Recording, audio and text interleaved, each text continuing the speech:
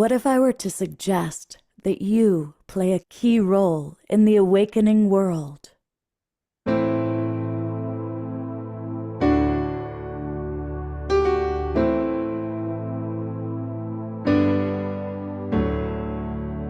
that you are watching this because you have heard the call.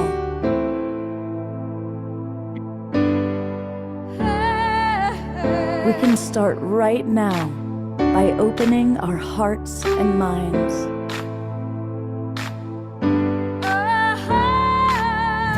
Welcome to the awakening world.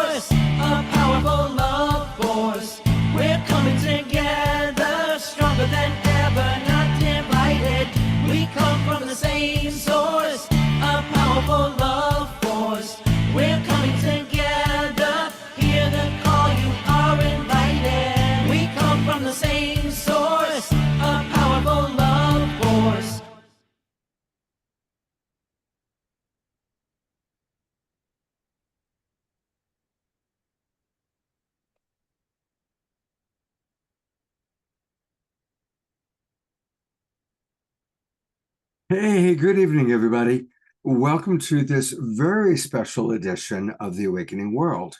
We were very fortunate to get Mark Anthony, the psychic explorer, to give us an hour of his valuable time.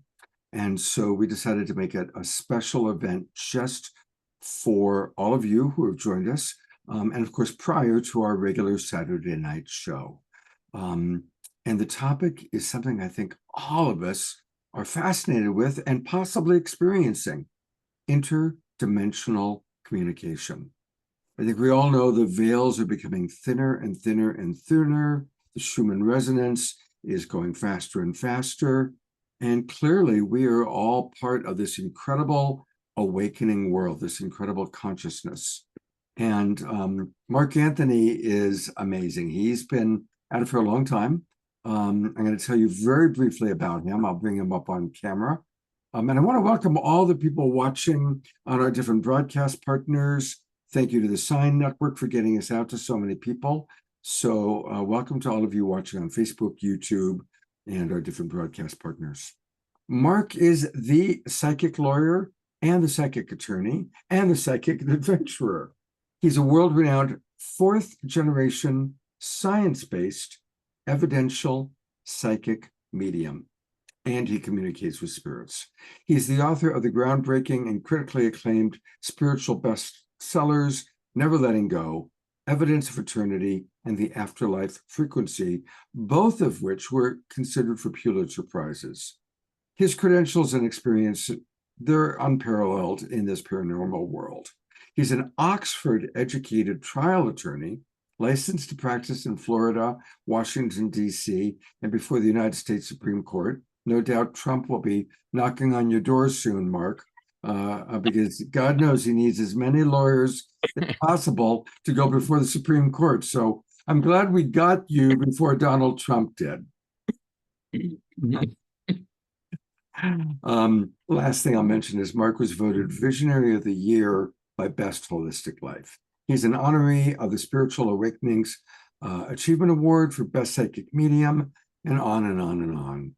Bottom line is, we're blessed to have you with us, Mark. Welcome.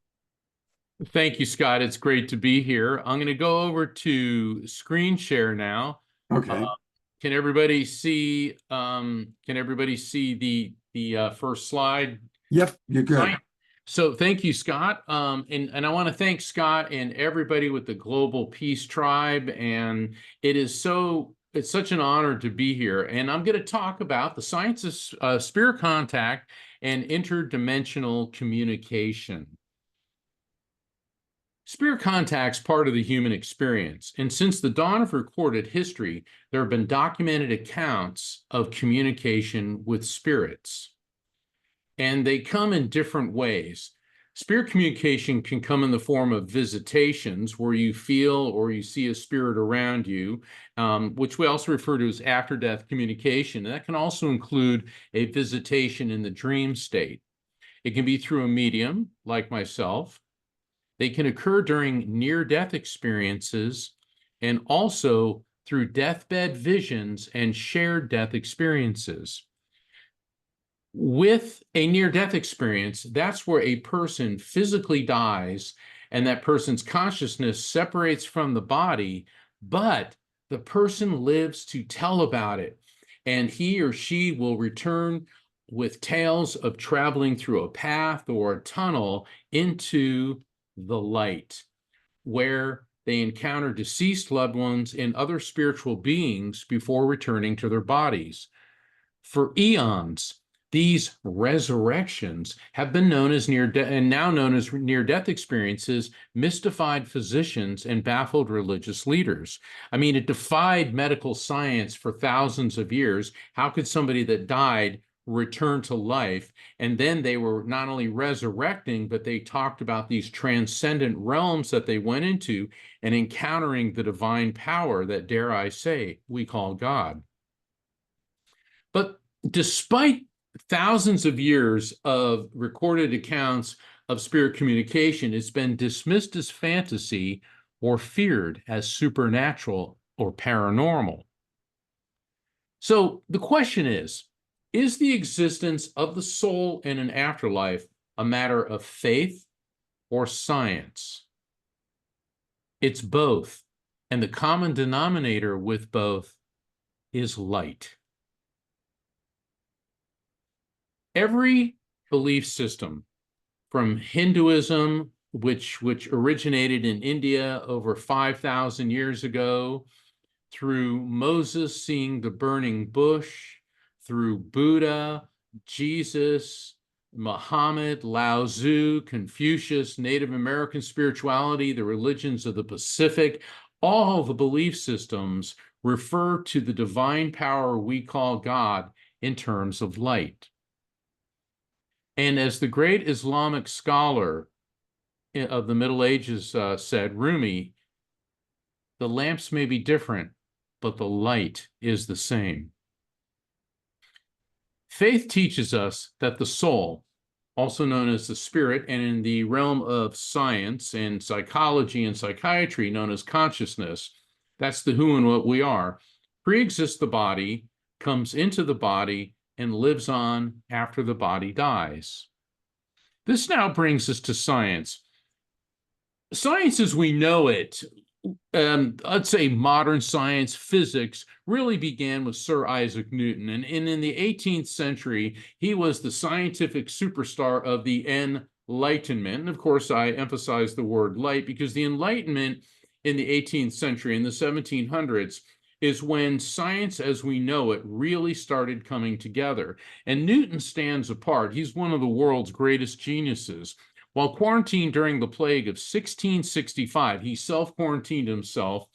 He invented calculus, much to the misery of every high school and college student since then. Good point. And he explored the laws of optics and developed the laws of gravity. Yet, and in the wake of his passing, what developed has been referred to as Newtonian reductive materialism. Reductive means that physical matter is made of molecules, which are composed of atoms. Materialism stands for the proposition that the only thing that can be proven to exist is matter, and that everything is a mix of matter and energy operating according to physical laws. Reality is what is observable, objective, and reproducible, and that the supernatural does not exist. Neither do spirits, the afterlife, or God. But despite Newtonian reductive materialism, this has led to what I've termed the Newton paradox. Because when we look at Sir Isaac Newton, he did believe in God. Now, Newtonian reductive materialists, in the wake of his passing, rejected belief in God, but he absolutely believed in God. Yet, the paradox, he did not believe in the existence of a soul or of an afterlife. And the thing about Newton, he spent more time studying the Bible, seeking hidden messages, than he did studying science. Wow, this is the guy that basically invented physics as we know it, but he spent more time studying the Bible looking for cryptic messages. Newton said that atheism is so senseless. When I look at the solar system, I see the Earth at the right distance from the sun to receive the proper amounts of heat and light. This did not happen by chance. We now know that life depends on light. If it weren't for the light of the sun and the precise distance that Earth is from the sun, Earth would be nothing more than a lifeless, frozen chunk of ice drifting through space. And through photosynthesis, the light of the sun is converted by plants into food that animals eat, that we eat. So the basis of life on Earth is because of sunlight. Light is electromagnetic energy, and energy is neither created nor destroyed. It's only transferred from one form to another. This is not a theory. This is the first law of thermodynamics in physics. Now, science is split into two basic fields, the physical sciences and the biological sciences. The physical sciences, like physics, chemistry, astronomy, geology, meteorology, engineering, that's the study of inorganic, non-living material. The biological sciences, that's the study of life, microbiology, cell biology, botany, genetics, zoology, physiology. And both branches of science agree that everything is made of molecules, which in turn are made of atoms, which in turn are composed of electrons, protons, and neutrons, which in turn are composed of the smallest particle of pure electromagnetic energy known as a quantum. Now, of course, there's hadrons in the Bose-Higgs particle, but they're not as small as a quantum. And this is where the term quantum physics comes from, because we hear quantum a lot in the metaphysical field. People, oh, quantum this, quantum that. But a quantum means that everything on the subatomic level is made of the same form of electromagnetic energy. Now, what does that mean? That means everyone listening, you, your body, your brain, the chair you're sitting in, the radio waves that's broadcasting this presentation, the light of the sun, the rings of Saturn and beyond are all at the subatomic level composed of the same form of electromagnetic energy, which is known as a quantum. And the thing is, Sir Isaac Newton did not have the benefit of quantum physics. And if he did, I believe his theories would have evolved to an even greater level. And quantum physics stands for and proves that matter and energy, which includes light, are composed of quanta, which are particles of pure electromagnetic energy. Nikola Tesla, one of the great geniuses of the early 20th century, said that what one man calls God, another calls the laws of physics. Now, a lot of people say it's really difficult wrapping my head around the notion that everything is made of the same form of electromagnetic energy, including me versus, this pen that I'm holding up right now, and radio waves and X-rays and gamma rays and the rays of the sun. And that's really hard to wrap my head around. Well, my response to that is, you think? It did take Albert Einstein to figure this out. And not only Albert Einstein, but his wife, Mileva Einstein, along with Max Planck, Niels Bohr, Werner Heisenberg, Louis de Broglie. The late 19th and early 20th centuries just had a renaissance of geniuses. And Albert Einstein, in conjunction with his wife, Mileva, developed the general theory of relativity. We've all heard of E equals mc squared. Energy equals mass times the speed of light squared. This describes the relationship between energy, mass, and the speed of light. What this means is that mass and energy are related and can be changed from one to the other. Albert Einstein said, matter is energy, energy is light. We are all light beings. Well, that's a nice slogan and that's a nice thought, but now we have proof that he was 100% on target. This brings us to the discovery of biophotons. Biophotons are ultra-weak photon emissions produced by cells. In other words, your cells produce flashes of light. This is not bioluminescence. This is not like a firefly or certain fish like lampreys that generate light through what's known as bioluminescence. Biophotons are invisible to the human eye. And according to Sergei Naborov of the Lebedev Institute of Physics in Moscow, biophoton streams consist of short quasi-periodic bursts similar to those used to send binary data. So what does this mean?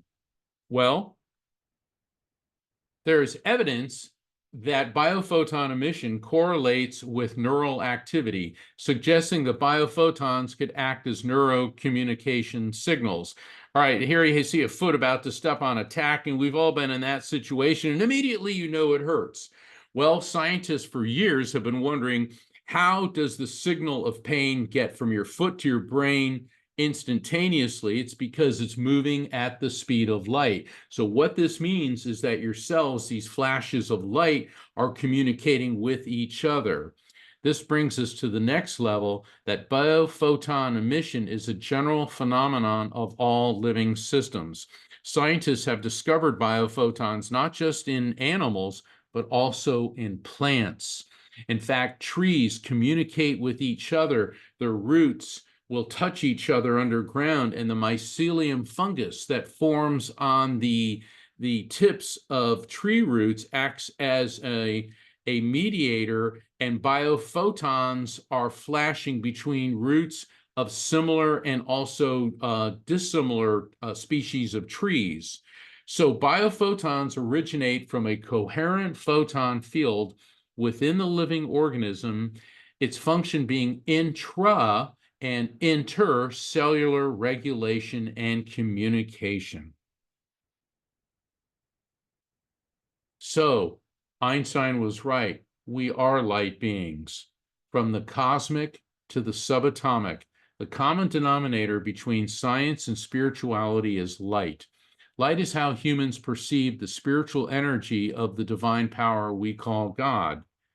Enlightenment is, and enlightenment has many meanings, but in the spiritual context, enlightenment means our awareness of the connection to the eternal light, to the divine power. I developed the term enlightenment in my book, Evidence of Eternity, because enlightenment is the awareness of the light within us. Think about how many times we hear somebody say namaste.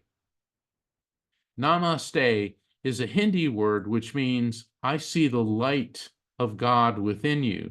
So the Hindus understood this thousands of years ago, that this very same light that our biophotons in our cells create is the same light as the light of the sun, and the same form of light that people experience in near-death experiences and in deep spiritual encounters with the divine.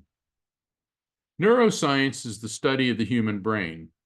The brain is a carbon-12 and salt resonator floating in water. It has an electromagnetic field, and even though the brain is only 2% of the body's weight, it uses over 20% of its energy. The official position of neuroscience is that the brain creates consciousness through chemical reactions and electrical impulses. However, neuroscientists can't explain how or why this happens. That's because the brain is an organ and it's not creating the soul. Professor Hans-Peter Dürr of the Max Planck Institute in Germany. Now, can you think of anyone more serious than a German physicist from the Max Planck Institute in Germany? And what Professor Dürr has said is that the brain is like a computer hard drive. When the hard drive dies, we do not lose this information, this consciousness. The body dies, but the spiritual quantum field continues. In this way, we're immortal. Now, popping across the English Channel to Sir Roger Penrose from my alma mater, Oxford, and I'm very proud of Sir Roger Penrose. He recently won the Nobel Prize in Physics. He said that consciousness derives from quantum vibrations within the brain's neurons. In the spiritual sense, consciousness has been here all along. Well, thank you for indulging me, but with my my accents. But the thing is, we have the world's top physicists now chiming in on there is a soul, there is an afterlife. It pre-existed the body, it came into the body, and it moves on after the body dies. And not only does it move on after the body dies, but it remains a coherent quantum field. So we are not these bodies. We're energy, which is referred to as consciousness in the realms of psychology, neuroscience, and philosophy. It's referred to as a soul or a spirit by people of faith. It is what makes us unique. It includes our personality, observations, memories, knowledge, and love. Consciousness is pure energy. It pre-exists the body, comes into the body, and then lives on after physical death, meaning it is eternal. So, what are we? Well, think of your body like a car. Some people have really hot cars. And you look at that car and say, man, that is one fine car. I'd really like to hop on that thing. And then others of us, well, maybe not so much. But the truth is,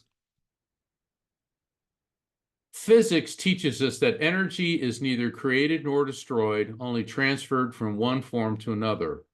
Faith teaches us that the soul, the spirit, consciousness, pre-exists the body, comes into the body, and lives on after physical death.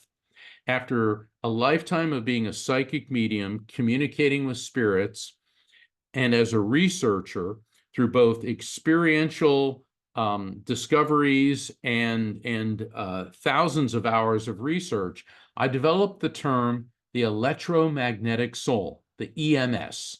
And it's a 21st century term to describe that our soul, our spirit, is pure consciousness, which is eternal electromagnetic energy. And I'm extremely humbled and very honored that many scientists in the realm of the afterlife studies and survival of consciousness have adopted this term. They're referring to the electromagnetic soul as the EMS. Now, some people have said, well, the electromagnetic soul, that sounds so clinical, it takes the humanity out of it. But one of my colleagues and a very dear friend said, perhaps we should think of the soul as the source of universal love. And that friend, whom I hold in the highest esteem, is Dr. Gary Schwartz from the University of Arizona. He's one of the leading experts in the world on survival of consciousness and afterlife studies. Our EMS, electromagnetic soul, may be analogized to a drop of water. And when we die, that drop of water plunges into this eternal sea of souls, which I refer to as the collective consciousness. Now, the human eye can only detect light wave frequencies between 430 and 770 terahertz. Human ears can only detect sound wave frequencies between 20 hertz and 20 kilohertz. So what this means is that the eye, the human eye, sees less than 0.002% of the electromagnetic spectrum, and the human ear barely can hear what's available, like 2%, barely hears 2% of the sound spectrum. So there's an infinite spectrum of energetic frequency beyond the perception of our physical senses. You ever thought you saw a spirit in a mirror? Maybe you're in the bathroom or you're somewhere and you glance in the mirror and you see a familiar face behind you and you turn around and it's not there. Ever feel that you've seen a spirit in your peripheral vision and then you turn and that spirit seems to have vanished? Have you ever tried to look at a comet directly? It's very hard to see a comet directly. It's better if you look at the comet through your peripheral vision. Well, all of these have something in common, and the common denominator is the structure of the human eye. And within the retina, within the eyes, you have cones, which are at the center of the retina, and they detect color and details, and rods, which are on the periphery of the retina, are light sensitive.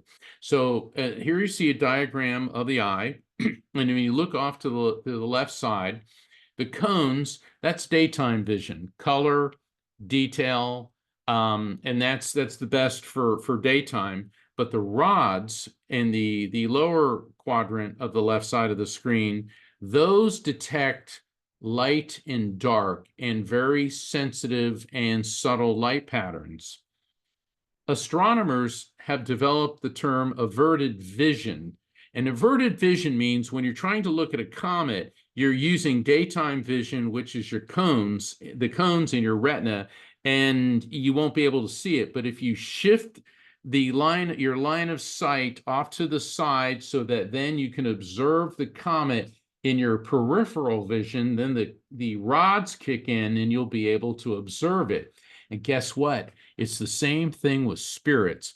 And I teach this to a lot of paranormal investigators because I'm involved in a lot of paranormal investigations. And so they'll say, oh, there's a spirit and it vanished. It's like, no, the spirit didn't vanish. Let's shift our focus and observe where we think we saw the spirit in your peripheral vision.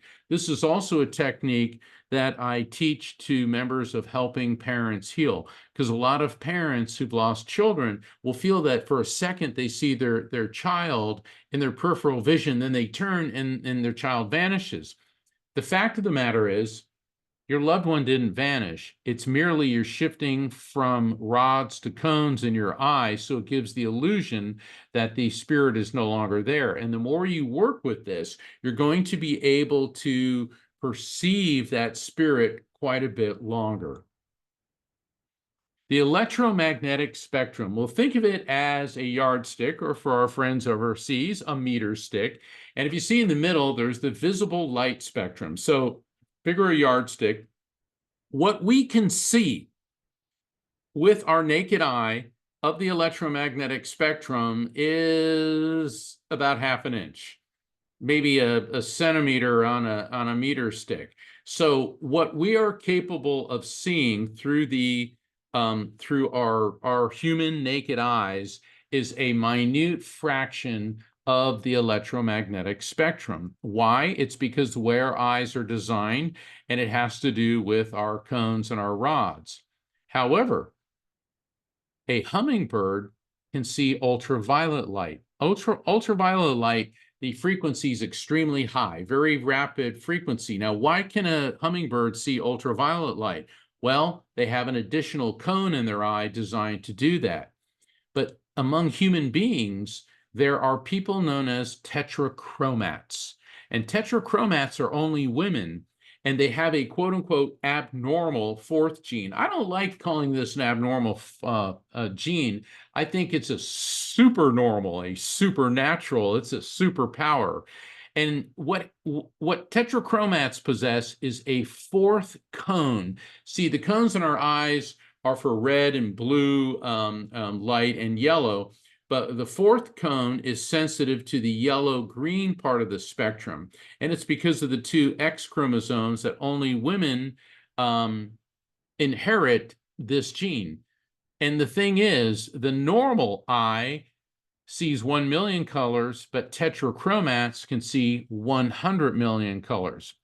All right, the thing about tetrachromats is, ladies, you may be a tetrachromat and not even know it, because unless you are specifically tested for this, why would you know it? You're just seeing what you see, and that's your normal. Guys, the next time you're with your lady and you're shopping and she says, does this color look good on me? The answer is always yes, because she already knows it does. And the thing is, if you notice, overall, women seem to be better with colors than men. I'm not trying to generalize, but this could involve the fact that many women are tetrachromats and they don't know it, so their range of what they're able to see in the color spectrum by far exceeds anything a man can see. So everything in creation has a vibration. All things in our universe are constantly in motion, vibrating. Even objects that appear to be stationary are in fact vibrating, oscillating, and resonating at various frequencies. Everything in nature vibrates, and frequency is the rate at which vibrations occur. So think of a basketball. If you're dribbling it slow, the frequency is slow. If you dribble it very quickly and get closer to the ground, then the frequency increases. The brain has 5 main frequencies: gamma, beta, alpha, theta, and delta. Gamma, that's when you're on Final Jeopardy or you're doing one of Sir Isaac Newton's calculus tests. You are cranking. Your brain is running at full throttle. Beta, that's the activities of daily living, the state that we're all in now. Alpha, I call that the groovy baby state. So all of our listeners from Southern California know what I'm talking about. Basically, alpha is when you start to relax. It's a meditative state. You're beginning to drift off. And then theta is dreamful sleep. That's the sleep state. Delta is very little brainwave activity, but delta is important. That's when your body heals and there's cellular regeneration. But let's go back to the alpha-theta border. Each of these can be measured through electroencephalogram and quantitative electroencephalogram. And each of these have a particular frequency measured in hertz. When you get to 8 hertz, which is the alpha-theta border, this is where psychic and mediumistic activity occurs. This is why so many people, when you're in the dream state, you will have an encounter with a deceased loved one. And it's different than a regular dream. It's a visitation. It has a beginning, a middle, and an end. It feels real. When you come out of it, it's like, wow, that was my mom or that was my son. I talked to them. Why is that? It's because that's exactly what you're doing. And for some reason that we still don't understand, people like me, mediums, can voluntarily go from beta to alpha theta at will. So that's why a lot of mediums, when you ask them, what does it feel like? Well, it feels like kind of in a daydream. Well, of course it feels that way because you're at the alpha theta border, and that is when spirits can see that. So when I'm working as a medium, spirits can see, okay, he's at alpha theta. They adjust their frequency to align with it. Similarly, this is what happens when you're sleeping, and that's why the spirits of loved ones will come to you in the dream state, because they can spot that you're right around that 8 hertz frequency. So why not just use technology like an electroencephalogram or quantitative electroencephalogram to identify the electromagnetic soul? Well, EEG and QEEG are extremely useful for medical research and diagnosis. However, they're neither sensitive enough nor designed to identify the electromagnetic soul, much less to tune into the afterlife frequency. In other words, that's not what they're designed for. And Professor Shelley Renee Joy of the California Institute of Integral Studies has said that it is entirely feasible that there are specific ranges of harmonic frequencies that interact with mind-brain systems through resonance at far higher frequencies than currently supposed. In other words, we don't have the technology yet to tune into the afterlife frequency or the electromagnetic soul. And notice that I say not yet. However, the year 2022 was a banner year in afterlife research. In Tartu, Estonia, and I can always remember this because it happened on 2/22/22, an 87-year-old man started having epileptic seizures, and part of the protocol for someone having an epileptic seizure when he was rushed to the hospital is to administer an EEG, an electroencephalogram, to measure his brainwave frequencies. Well, then he suffered a massive heart attack and he died while he was being administered the EEG. And this is the first time in history that a dying human brain was recorded by an EEG. And just before and after his heart stopped, the doctors saw changes in a specific band of neural oscillations, all 5 brainwave frequencies, gamma, delta, theta, alpha, and beta, went off the charts. And doctors said the brain may be playing a last recall of important life events just before we die, similar to the ones reported in near-death experiences. Well, this led to the lucid dying study, which came out in November 2022. Almost 600 people at 25 different hospitals in the US and UK, when they went into cardiac arrest and CPR was being administered, they were given they were hooked up to EEGs, and 1 in 5 survivors reported lucid experiences of death, which were not hallucinations, illusions, or delusions. And the lead researcher, Dr. Sam Parnia, said, identifying measurable electrical signs of lucid and heightened brain activity together with similar stories of recall death experiences suggests the human sense of self and consciousness may not stop completely around time of death. This is huge, folks. This is scientific evidence that the who, the what we are, our brains, not our brain, but our soul survives physical death. So now we have evidence, and this is just the beginning.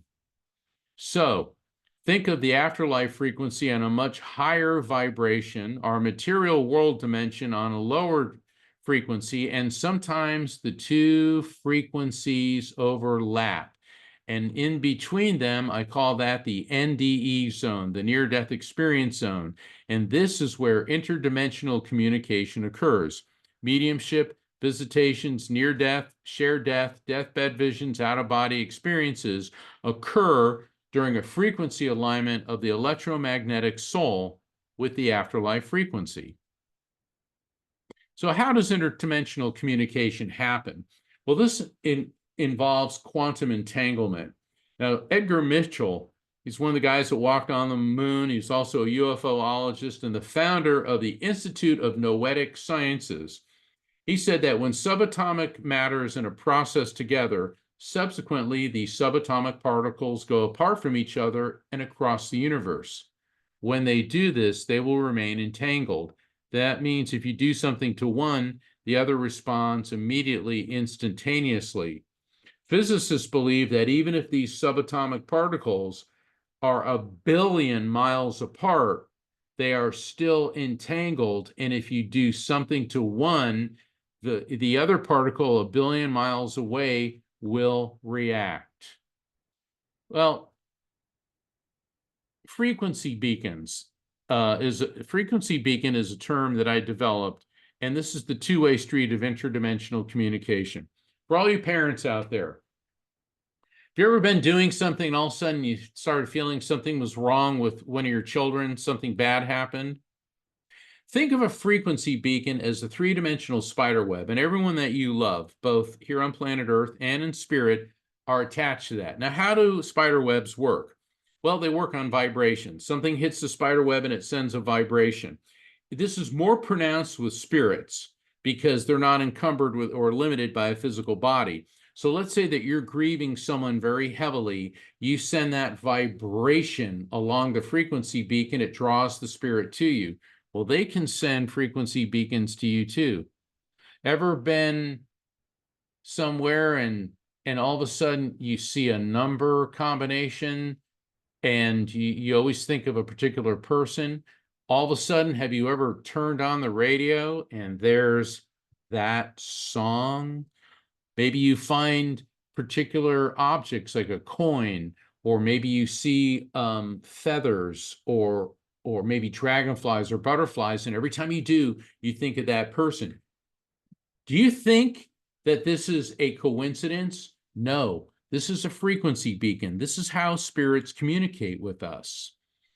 And there's physiology to this. For all of our friends that are watching that do yoga, we all know about chakras. We've all heard we've got 7 different chakras, and each chakra aligns with an endocrine gland in your body. Isn't that amazing?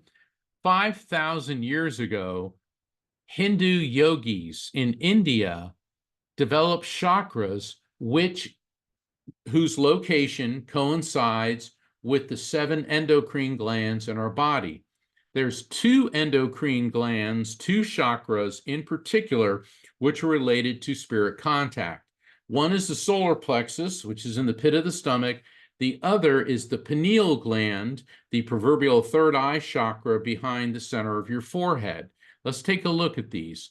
Now, the pineal gland, it's about between the size of a grain of rice and a small lima bean. It's about 4.5, maybe 5 inches behind the center of your forehead.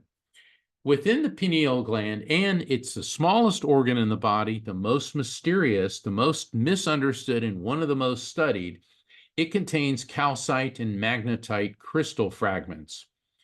It controls and regulates your brainwave frequencies. Remember the 5 frequencies we were just talking about? It secretes hormones, in particular melatonin, that affect the reticular activating system.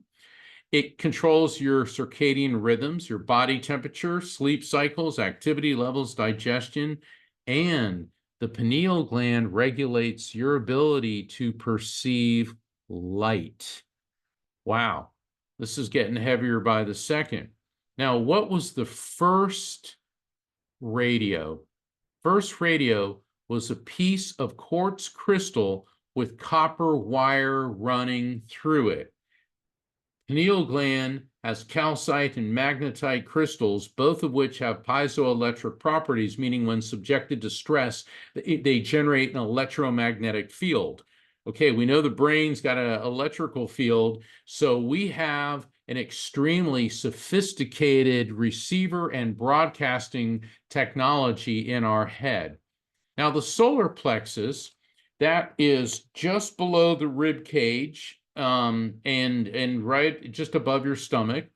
It's called solar plexus because it refers to the resemblance between the radial network of nerves and the ganglia and the rays of the sun. In other words, all the ganglia emanate from it like the rays of the sun. There's a link between gut feelings and intuitive knowledge, and that's Dr. Mayer from UCLA. And the thing about the solar plexus, it is the second most complex bundle of nerves in the human body outside of the cerebral cortex. And it has been referred to as the second brain. Now, people say, what do you mean a second brain? Isn't the one in our head, isn't that the only brain? Well, other species have more than one brain. An octopus has 9 brains, one in its head, and each one of its arms has a brain. So if other species can have multiple brains, why can't the human body? And so the solar plexus is being studied in great detail, and this is where you receive the emotional data, feelings. You hear about, oh, I feel it in my gut, and the feelings in the pit of your stomach. Well, there's a reason why you feel that, because solar plexus is where you're receiving that information. Interdimensional communication occurs when a spirit, an electromagnetic soul, transmits an EM pulse which is received by the medium's brain.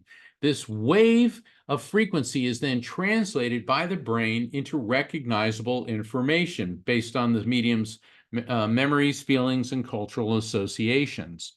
Think of spirit communication like a triangle. The afterlife frequency, the spirits are at the top, the medium's on one side, the client's on the other. And so the spirits are transmitting information to the medium conveys it to the client, who can validate. Problems occur when the client gets mired down in no syndrome. They start shooting everything down by immediately going to no, or overthinking and hyperanalyzing. Why would you bring that up? I don't understand why that happened after he died. I don't understand the relevance. Or, well, I want this, and I haven't heard this, and until I hear this. And the thing is, I'm not faulting people for doing this. It's very natural and normal. You can get overwhelmed during a reading. You just say no to everything because it takes time to figure things out.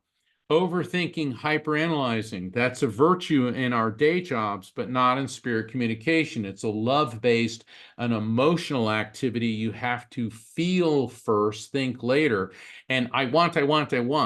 I mean, I've done readings for people and I've given them 100 pieces of verifiable facts, but until they heard that one thing, they weren't going to believe things. And so what they were doing is torpedoing the experience instead of going with it. And so this is one of the things that I teach in my books, Evidence of Eternity, and even more so, the Afterlife Frequency, is how to avoid the no syndrome. So what about people who aren't mediums? The truth is, everyone is capable of experiencing interdimensional communication. Not everyone's a psychic or a medium, but everyone's capable of having the experience. And in the Afterlife Frequency, I teach the RAFT technique, how to recognize signs from spirits, accept the contact as real, feel it without overthinking, and trusting the message. And that is the RAFT technique. And I've had a lot of people respond to me and say how much the RAFT technique has opened up a whole new way of them communicating with their loved ones and spirits. And I'm also very honored that a number of people who teach psychic development are using the Afterlife Frequency as the text for their courses. Now, a deathbed vision is where somebody is about to transition and they'll start talking about seeing or hearing deceased loved ones, religious beings, and or beautiful scenery. And my friend and colleague, Dr. Jeffrey Long of the Near Death Experience Research Foundation, has documented many cases of deathbed visions. For those of you who've been with somebody who is transitioning, you too may have experienced this, where people start talking about seeing loved ones in spirit. Betty White, the last of the Golden Girls. The love of her life was Alan Ludden, and she was married to him from 1963 to 1981. They were inseparable, and she loved him so much that after he died, she couldn't be with anyone else. And Betty lived another 40 years after Alan passed. And this is a photo of her at age 99. She passed 2 weeks before her 100th birthday. And just as she took her last breath, and this was attested to by her caregiver and by her dear friend, actress Vicki Lawrence, Betty looked up, smiled, and said, "Alan," and then she died. Steve Jobs, the creator of Apple, on his deathbed, looked up and his family said he was trying to describe something that he was actually seeing. He just kept saying, "Oh, wow, oh, wow, oh, wow," and then he passed. Now, one of the most controversial and perhaps most documented deathbed visions on record was George Floyd. Now, I'm not here to play politics or anything like that, but when that police officer had him pinned down and he was dying, he said, "Mama, I'm through." The thing is, George Floyd's mother had passed years before he died. And what we do know, he was very, very close to her. And when I was watching that clip, and it's very hard to watch as a near-death experience and afterlife researcher, I said, "Oh my God, he was seeing his mother. That was who was coming to greet him as he was dying." So this George Floyd may very well be the most filmed deathbed vision in history. Now, a shared death experience is at the time somebody's passing, people around them, not just relatives, but close friends, nurses, doctors, other medical personnel, can see a spirit leaving the person's body. They may see a transparent replica leaving the body. They'll describe a feeling of their own bodies rising to accompany the loved one. They'll hear beautiful music. They see an apparition of the deceased loved ones and a bright light filling the room at the time of death. And Dr. Raymond Moody, who developed the term near-death experience, has been documenting this for decades. There's an overlap between shared death experiences and deathbed visions. And here's how I describe it. So there's the afterlife frequency, and there is a person's electromagnetic soul. That's a person in transition. All right, so there's people nearby, and that's their brainwave frequencies, their electromagnetic souls are interphasing with that of the dying person. So people who are not in imminent danger or of dying are now brainwave frequency wise interfacing with the person who's dying, and they're picking up on what that person is experiencing. And that's how mediumship works. And that's why people who aren't mediums, who will be around somebody who's dying, say, wait, we thought we saw Aunt Martha and Uncle John just as mom passed. And then the person transitions. And then the shared death experience ceases. Can we develop technology to communicate with spirits? Thomas Edison, one of the last things he was working on was the so-called spirit phone in the 1920s. Well, since then, Dr. Gary Schwartz and his colleague, Dr. Mark Pickstick, are working on the soul phone. And I'm honored to be one of the research mediums working with Dr. Schwartz in conjunction with the soul phone. I've been in his lab. I've seen it. It's really cool, but I can't tell you because I had to sign a non-disclosure agreement. But let me tell you something. The next couple of years, we're going to see an invention which is going to rock this world. Hey, Mark, I'm going to jump in for a quick second. This is an amazing presentation. I've only got a few, two or 3 minutes left. Okay, yeah, because we got to wrap up so I have enough time. I will. I got to do this. Okay. The best friend I ever had. We grew up together. Billy, we met when we were 11. We went to junior high, high school, college together. And after college, he went to Asia and was teaching English to Japanese executives. I went to law school. Well, he invited me to Asia. We spent over a month hiking through Japan, then Southeast Asia. And here we are at Kinkakuji, the Golden Temple. Thing about Billy, he was an atheist. Even though we were both raised Catholic, he was Irish Catholic, I'm Italian Catholic. We had this ongoing debate our entire lives. Of course, I argued for the other side, that there is a life beyond this one. And he used to tell me there's no science, there's no technology to prove this. And we never got into like a heated argument, but we got into an intellectual discussion. Well, I even performed his wedding ceremony. He met a beautiful woman from Japan, and I'll never forget that day as long as I live. There I was, standing on a podium, my best friend, my new best friend, his wife, all of our parents were there, all of our friends from high school, college, half of my fraternity was there.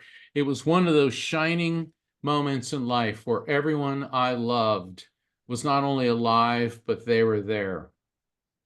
A few years after that, he died by suicide. And obviously, I was devastated. Not long after that, my first book, Never Letting Go, had come out, and I was a speaker at a paranormal conference at the Stanley Hotel in Colorado. And I had just finished speaking, and I was signing copies of my book, Never Letting Go. Meanwhile, my manager, Rocky, and she's in the Zoom room tonight, she was walking around looking at some of the other exhibits, and she was very interested in the paranormal investigation equipment, all of which scans various frequencies within the electromagnetic spectrum. And she was walking by the Spirit Box scanner, and all of a sudden she heard, "Get Mark." And the guy exhibiting it says, "Did that just talk to you?" And it said, "Get Mark" again. And all of a sudden I hear Rocky and this guy, get over here, get over here. And I get up and I run over to them, and Rocky has tears in her eyes. And as I approach it, I hear, "Dude." And I stop right in my tracks. And then I heard, "Love you, bro." It was Billy's voice coming out of that thing. And the reason Rocky was crying is because she knew him too. And Billy and I grew up in the surfing culture of East Coast Central Florida, and he always called me dude. And the very last thing he ever said to me in this world was love you, bro. I remember he hugged me and he went back to California. I went back to Florida. And then I thought, wait a second, this is amazing, but he's trying to tell me something much bigger than just love you, bro, which was amazing enough. The atheist my entire life, who told me there's no science, there's no technology to prove that life exists beyond the physical. What did he choose? A piece of technology to communicate with me. And Gary Galka invented the Spirit Box scanner. He's an electrical engineer, and when his daughter Melissa was killed in a tragic accident, he developed the Spirit Box scanner. And just recently, I got the honor of meeting Gary when we both appeared in an episode of a new Discovery Channel show, Destinations of the Damned, and we actually got to work together.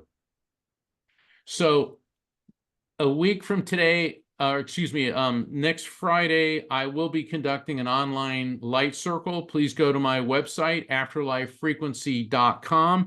There's only a couple tickets left. It's limited to 6 people, so everyone can receive a reading. And then every Thursday, I'm on the Psychic and the Doc. I co-host it with Dr. Pat Basili. I will do readings for callers in conjunction with Dr. Pat. Using her amazing ability. She's a world-class, world-renowned behavioral psychologist to help people understand the meanings. And here are my books. And I also write for Best Holistic Life magazine. So, Scott, I want to thank you for having me as a speaker. I want to thank the Global Peace Tribe, everyone is associated with Global Peace Tribe, and I want to especially thank everyone for tuning in and everybody who's listening to this. Thank you. It has been an honor to present for you.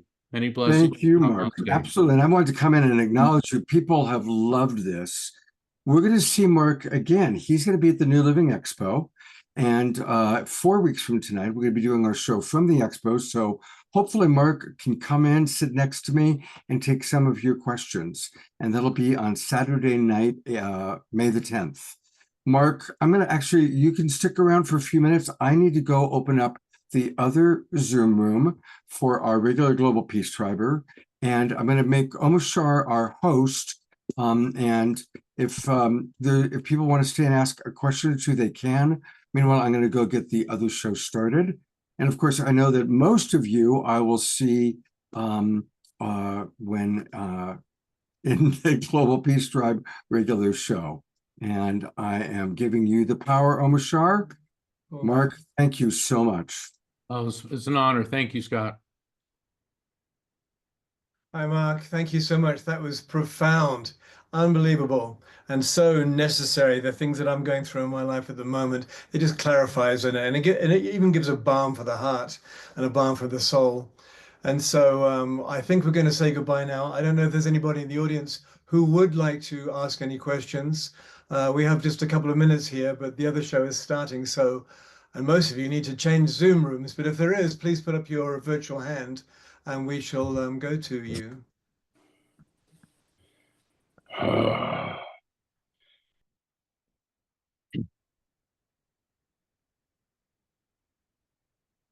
Roger, was that you asking for a question or? Yes, I'd like to know the name of that machine. I would like to get one. That little the Spirit Box scanner. Spirit Box scanner. Yeah, if you do an internet search, Spirit Box, do the Spirit Box by Gary Galka, Galka. Yeah. And he is such a nice man. I wish I had more time because we were on a break and he was getting the Spirit Box, and all of a sudden I heard my parents' voices come out of it.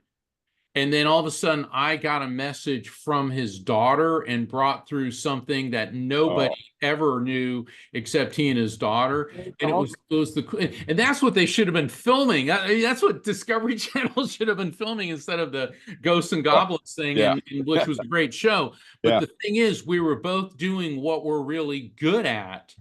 And he came out of that going, I can't believe you got that message from my daughter. And I'm like, I can't believe I heard my parents, you know? So it was really, really fascinating. It's Wow. amazing. Awesome. Thank you.